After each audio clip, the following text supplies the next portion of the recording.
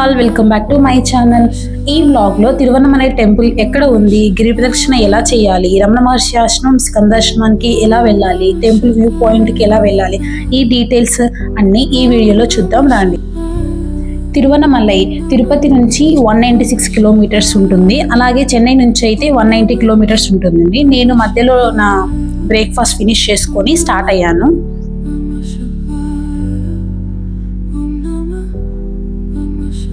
ఇదేనండి తిరువన్నమలై. తిరువన్నమలై టెంపుల్ కి 4 వైపులా 4 గోపురాలు ఉంటాయి.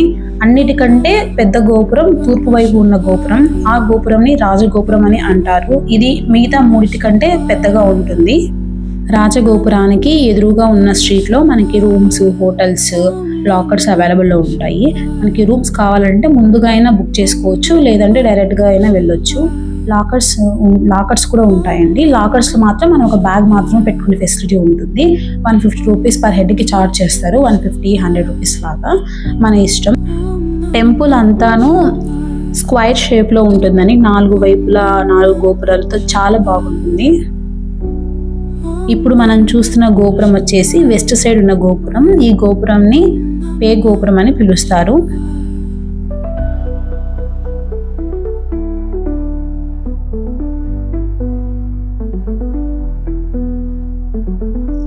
నార్త్ సైడ్ కనిపించే గోపురము ఆమని అమ్మన్ గోపురం అంటారు ఈ గోపురాన్ని. ఇక్కడ మనం చూసినట్లయితే ఒక లగేజ్ కౌంటర్ ఉంది. ఈ లగేజ్ కౌంటర్ లో 1 బ్యాగ్ 10 రూపీస్ చార్జ్ చేస్తారు. మనం త్వరగా వచ్చేసి దర్శనం చేసుకుని వెళ్దాము, మనకేమి హోటల్స్ రూమ్స్ ఏమి వద్దు అనుకున్నప్పుడు ఇక్కడికి వచ్చేయండి. తిరువన్నమలై వెళ్ళగానే మనం ఫస్ట్ చూడాల్సింది టెంపుల్. సో టెంపుల్లోకి వెళ్దాం రండి.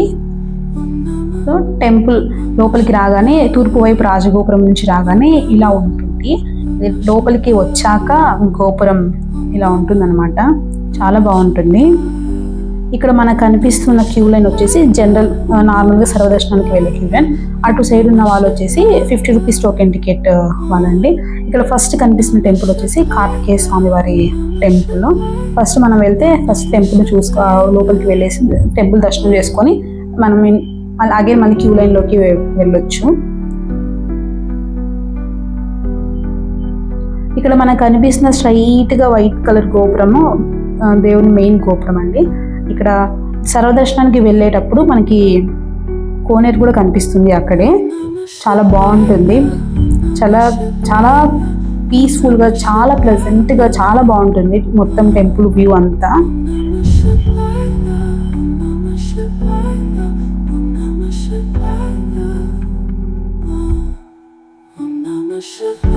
ఇది వచ్చేసి 50 రూపీస్ సర్వదర్శనం క్యూ లైన్. కార్తీక మాసం సందర్భంగా భక్తుల రద్దీ ఎక్కువగా ఉండడం వలన 50 రూపీస్ టికెట్ ని క్యాన్సిల్ చేశారు. కొంతమందిని సర్వదర్శనానికి, కొంతమందిని 50 రూపీస్ టోకెన్ సైడ్ పంపించారు. 50 రూపీస్ టోకెన్ తీసుకోవడం వలన ఏంటి యూజ్ అంటే స్వామివారికి దగ్గరగా వెళ్ళి మనం చూడొచ్చు. ఇక్కడ ఉన్న లింగం వచ్చేసి అగ్నిలింగం. చాలా విశిష్టత ఉన్న లింగం అండి. టెంపుల్ ఇన్సైడ్ రాగానే ఇలా ఉంటుంది. టెంపుల్ లోపలికి మొబైల్ అలో ఉంది, కానీ ఫొటోస్ ఏం తీసుకోకూడదండి. ఇక్కడ అగ్నిలింగం కనుక టెంపుల్ లోపల చాలా వేడిగా ఉంటుంది. ఫ్యాన్స్ అన్ని ఉన్నప్పటికీ చాలా వేడిగా ఉంటుంది. ఇన్సైడ్ టెంపుల్ కొంచెం నాకు శ్రీకాళహస్తి టెంపుల్ లాగా అనిపించింది. సో అంత సేమ్ అలానే ఉంది అనమాట.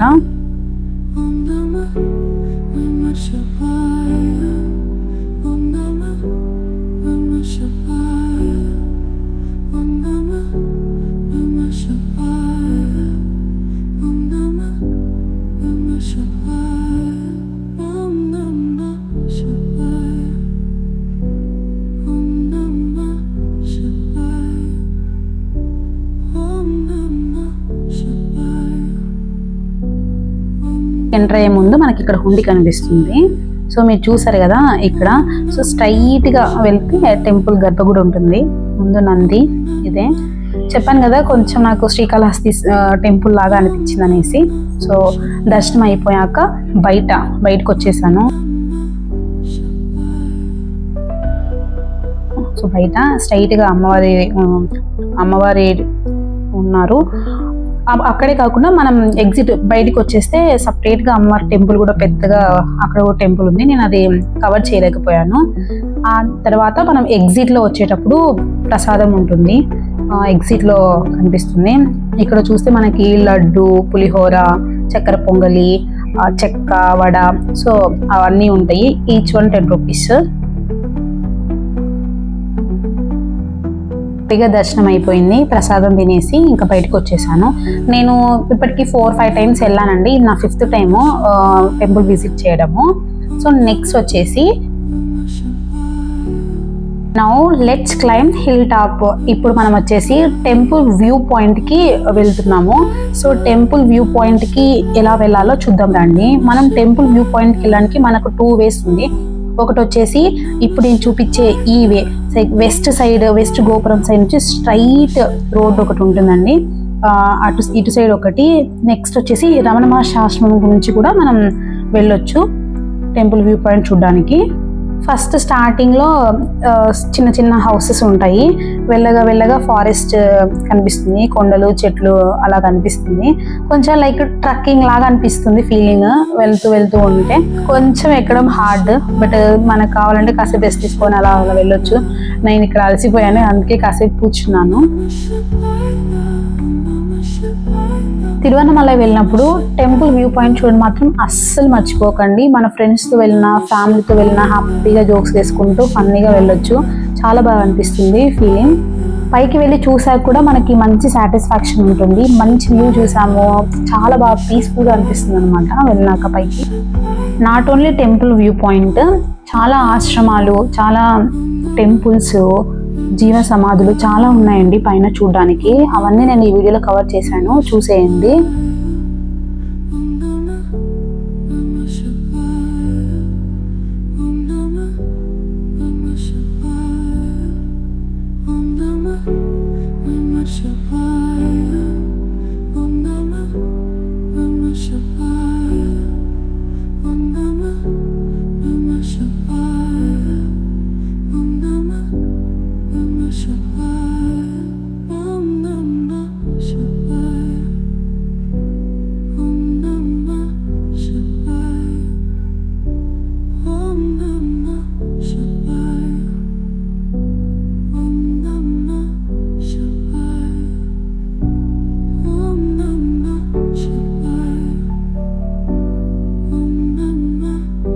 మనం ఫస్ట్ పైకి రాగానే ఫస్ట్ ఇక్కడ మనకు ఒక సోల్ ఎనర్జీ సెంటర్, ఒక చిన్న ఆశ్రమం లాగా కనిపిస్తుంది. ఏం స్పెషాలిటీ ఇక్కడ రాశారు, పర్వత శిఖరంపై 17 సంవత్సరాలు నివసించిన మౌన గురువు శివనారాయణ స్వామి వారి ఆత్మశక్తి కేంద్రం అండి ఇది. సో ఇక్కడ ఇన్సిడెంట్ మనం చాలా మెయిన్గా సైలెంట్గా వెళ్ళాలి.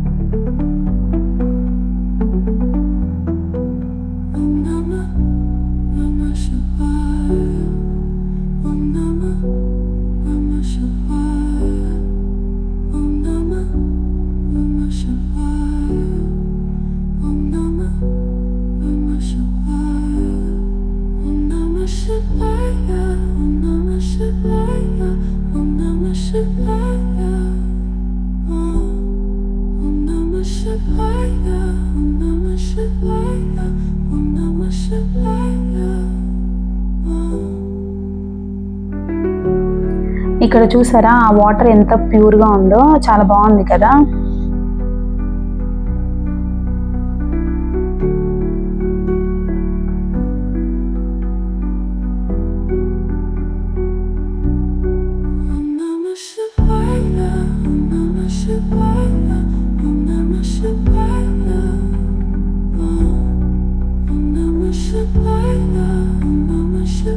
కొండపైనే స్కందాశ్రమం కూడా ఉంటుందండి. మార్నింగ్ ఓపెనింగ్ వచ్చేసి 8:30కి ఓపెన్ చేస్తారు, క్లోజింగ్ 4:30కి. మనం చూడాలి స్కందాశ్రమము అంటే 4:30 లోపు వెళ్ళాలి. ఆల్మోస్ట్ కొండపైన ఉండే అన్ని ఆశ్రమాలు 4:30 క్లోజ్ చేస్తారు. ఒకవేళ మనం చూడాలి అనుకుంటే బిఫోర్ 4:30 మనం స్టార్ట్ అవ్వాలి.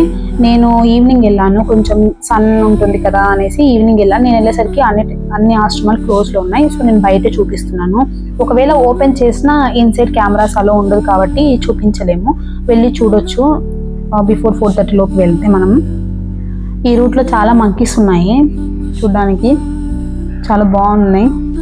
స్కందాశ్రమం నుంచి లెఫ్ట్ సైడ్ వెళ్తే మనకు టెంపుల్ వ్యూ పాయింట్ చూడొచ్చు. చూసారా టెంపుల్ వ్యూ పాయింట్ ఎంత బాగుందో, మొత్తం తిరువనమలై సిటీ మొత్తం కనిపిస్తుంది. అలాగే మధ్యలో టెంపుల్ చాలా బాగుంది. మనం కింద నుంచి వచ్చేటప్పుడు కొంచెం కష్టపడి వచ్చినా కూడా ఈ వ్యూ పాయింట్ చూడగానే మనకి ఆ కష్టం అంతా పోతుంది, అంత బాగుంది. కాసేపు నేను అక్కడే కూర్చొని టెంపుల్ వ్యూ పాయింట్ టెంపుల్ చూస్తూ అలా కాసేపు ప్రశాంతంగా కూర్చున్నాను.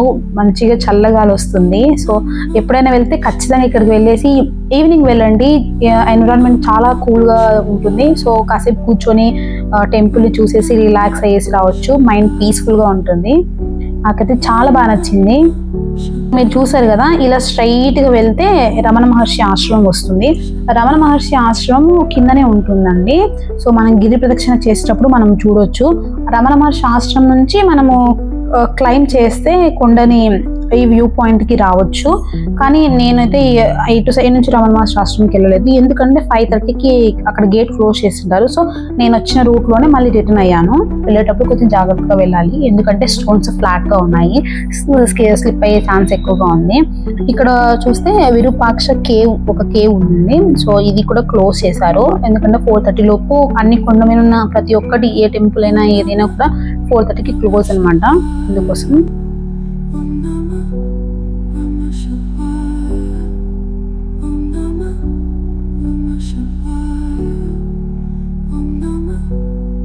ఇక్కడ ఒక మంచి మనసున్న అన్నయ్య బనానాస్ పెట్టేసి మంకీస్ ని పిలుస్తున్నారు.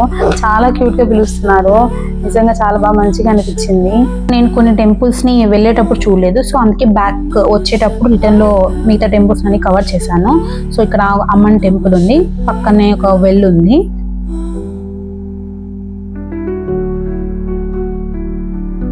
ఇక్కడ ఉన్న టెంపుల్ వచ్చేసి మనము ఉన్నమలై అమ్మన్ టెంపుల్. మనము వచ్చేసి మహాకాళి అమ్మవారు అంటాం కదా, అమ్మవారు.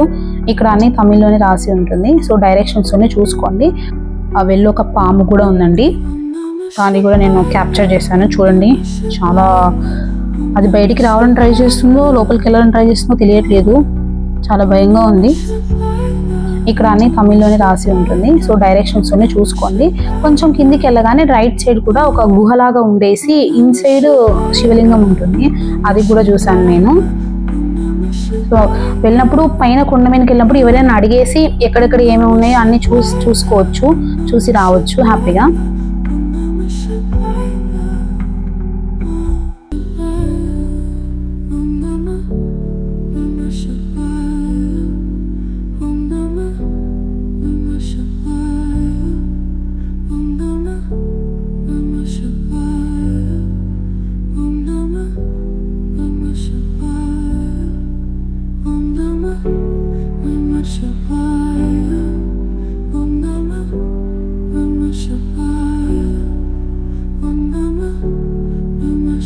ఇప్పుడు మనం చూస్తున్నది వచ్చేసి గుగై జీవ సమాధి అండి.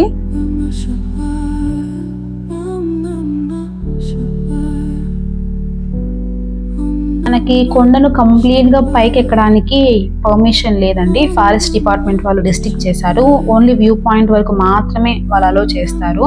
ఓన్లీ కార్తీక పౌర్ణమి రోజు జ్యోతి పెడతారు కదా, మనకు తెలిసిందే, దీపం పెడతారనేసి. సో అప్పుడు మాత్రమే అలో చేస్తారు పైకి, మిగతా టైంలో అలో చేయరు. సో వ్యూ పాయింట్ ఒకటి చూసుకొని మనం ఇంకా పక్కన ఉన్న అన్ని ఆశ్రమాలు అవి చూసేసుకొని రావచ్చు. ఇప్పుడు రమణ మహర్షి ఆశ్రమం గురించి తెలుసుకుందాము. రమణ మహర్షి ఆశ్రమం timings morning 5:30 to 11 o'clock, afternoon 2 to 8:30 అండి. మనం ఆశ్రమంలోకి వెళ్ళగానే సైలెంట్గా ఉండాలి, ఎందుకంటే మెడిటేషన్ చేసుకునే ఏరియా కాబట్టి. ఫొటోస్ కంప్లీట్లీ రెస్ట్రిక్టెడ్ అండి. మార్నింగ్ 11 to 10 o'clock ఫుడ్ కూడా పెడతారు ఫ్రీగా, అందరికీ ప్రొవైడ్ చేస్తారు ఫుడ్. రమణ మహర్షి ఆశ్రమంలో మనకి రూమ్స్ కూడా అవైలబుల్లో ఉంటాయి. మనకు కావాలి అంటే ముందుగా ఫ్యామిలీ మెంబర్స్ ముందుగా బుక్ చేసుకుంటే అవైలబుల్లో ఉంటాయి.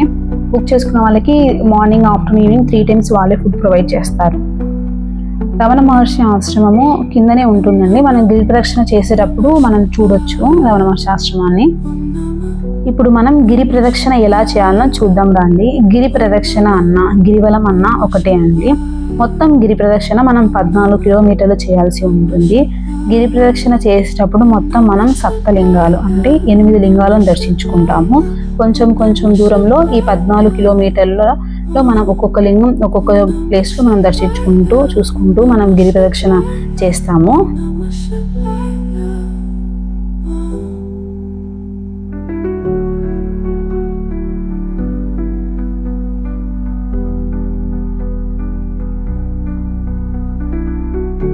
నేనైతే రాజగోపురం నుంచి స్టార్ట్ చేశాను.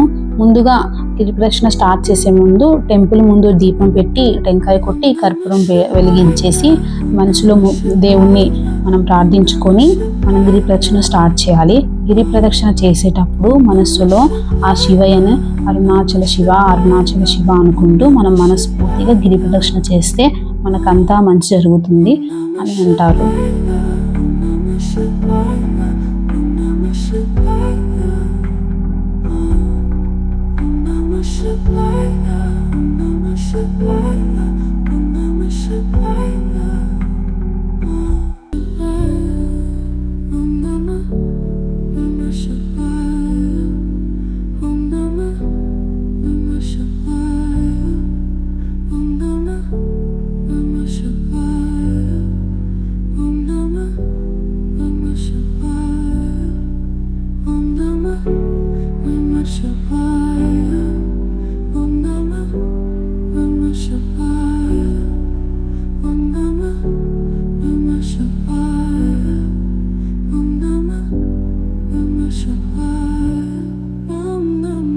గిరి ప్రదర్శనను మనం 2 ప్లేసెస్ నుంచి స్టార్ట్ చేయవచ్చు. ఫస్ట్ వచ్చేసి ఈస్ట్ సైడ్ ఉన్నటువంటి రాజగోపురం ఎదురుగా అయినా స్టార్ట్ చేయవచ్చు, లేకుంటే రమణ మహర్షి ఆశ్రమం నుంచి అయినా స్టార్ట్ చేయవచ్చు. గిరి ప్రదక్షిణ ఎక్కడి నుంచి అయితే మనం ప్రారంభిస్తామో చుట్టూ తిరిగి అదే ప్లేస్లోనే తిరిగి మనం గిరి ప్రదక్షిణను ముగించాలి. దాన్నే గిరి ప్రదక్షిణ అని అంటారు. లైక్ ఒక సర్కిల్ షేప్లో మనం గిరి ప్రదక్షిణ చేస్తామండి.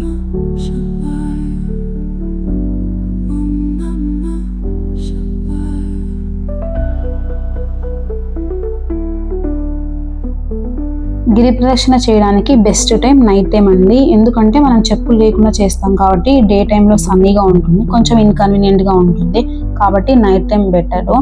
కానీ ఆఫ్టర్ 8:30కి అన్ని టెంపుల్స్ క్లోజ్ చేస్తారు. మనం ఇన్సైడ్ టెంపుల్ని చూడలేము. ఒకవేళ మనం ఇన్సైడ్ టెంపుల్స్ని సప్తలింగాలని అన్నింటినీ ఇన్సైడ్ చూడాలి అని అనుకుంటే 6 o'clockకి 5 o'clockకి గిరి ప్రదక్షిణ స్టార్ట్ చేయడం బెటర్. ప్రదక్షిణ మ్యాప్ ఇలా ఉంటుందండి. ఏ లింగం ఎక్కడ ఉంది, ఎంత దూరంలో ఉంది అనేసి కంప్లీట్గా డిస్టెన్స్తో పాటు క్లియర్గా రూట్ మ్యాప్ ఉంటుంది. సో దీన్ని బట్టి మనం గిరి ప్రదక్షిణ కంప్లీట్ చేయవచ్చు. మనం గిరి ప్రదక్షిణ చేసేటప్పుడు కూడా ప్రతి లింగానికి ముందు మనకి మ్యాప్ కనిపిస్తుంది. అన్ని ప్లేసెస్లో ఉన్నాయి, చూడొచ్చు.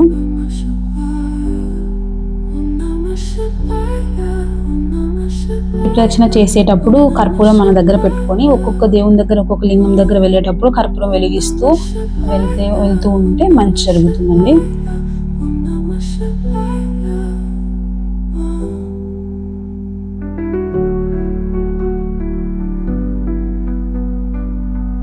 ఇక్కడ లెఫ్ట్ సైడ్ చూస్తున్నారు కదండి, అందరూ కూడా గిరి ప్రదక్షిణ చేస్తున్నారు.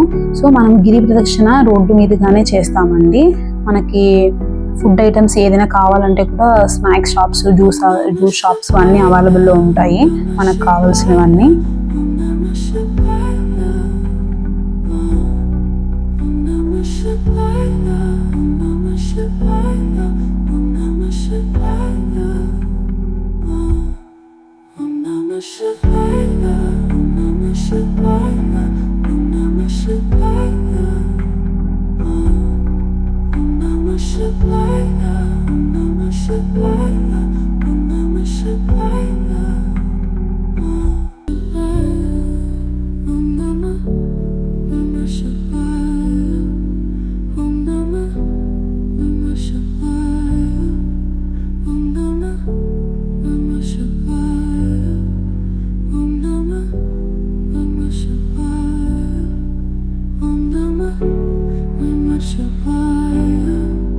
Om Namah Shivaya.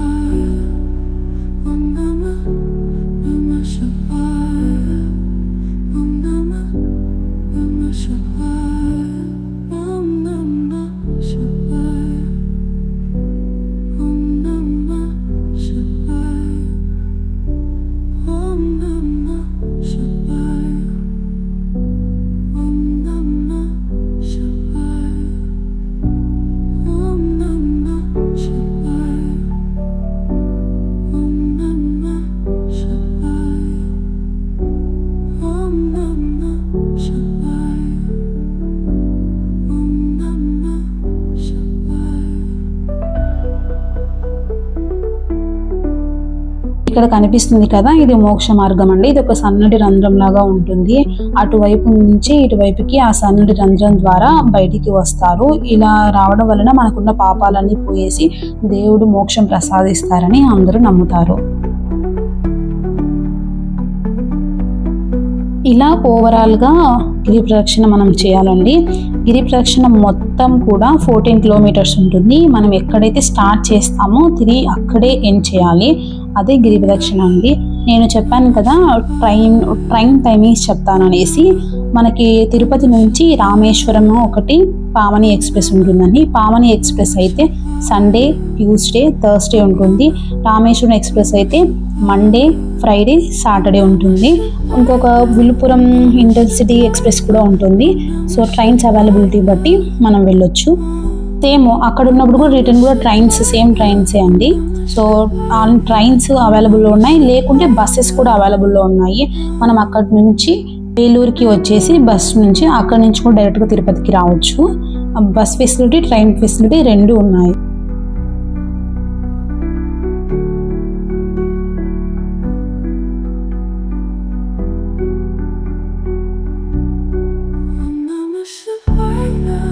ఇది ఓవరాల్గా తిరువన్నమలై వ్లాగ్ అండి. మీకు నచ్చితే షేర్ చేయండి, లైక్ చేయండి, సబ్స్క్రైబ్ చేసుకోవడం మాత్రం అస్సలు మర్చిపోవద్దు. Thank you, bye bye.